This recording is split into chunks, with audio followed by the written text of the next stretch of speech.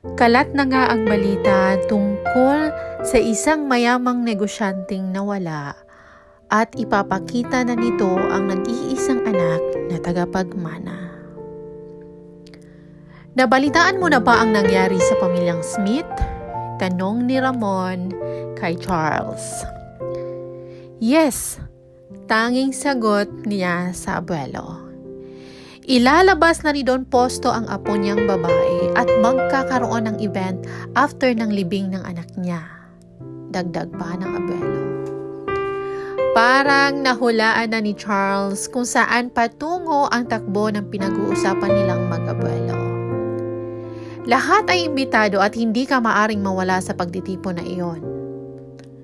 Pumikit si Ramon at sunod-sunod na napahinga ng malalim. Huwag po kayong mag-alala, Lolo. Alam ko po ang obligasyon ko. Malumanay niyang kinausap ang abuelo. Nagmulat ng mga mata si Ramon at malungkot na tumingin sa apo. Muli siyang nangihina at ilang taon na rin siyang pabalik-balik ng hospital. Lolo, pinapahanap ko pa rin siya, sabi ni Charles. Baka hindi ko na siya maantay. Kung sakaling mahanap mo siya, ay wag mo na sana siyang pakawalan pa. Dagdag ng Don. Hindi na niya sinagot ang abuelo at ayaw na niyang mangako rito. Alam niyang hanggang ngayon ay masama pa rin ang loob sa kanya ng matanda. Magpahinga na po kayo, Lolo. Tumango ang Ginoo at hinayaan ng apo na ihiga siya sa kama. Mabilis na siyang mapagod kahit ang pagsasalita lang. Nang masiguro ni Charles na tulog na ang abuelo, ay saka lang niya iniwan at lumabas sa kwarto. Napatingin siya sa katabing silid ng abuelo. Iyon ay ang silid ng dating asawa at kompleto pa rin ang mga gamit nito roon. Hindi na niya napigilan ang sariling mga paa nang kusang humakbang iyon papasok ng silid. Parang may malamig na kamay na humaplos sa kanyang puso nang makita ang larawan nilang dalawa.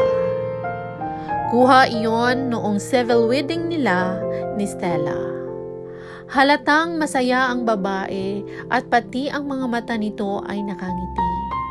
Samantalang siya ay seryoso lang na nakatingin sa kamera. Where are you now?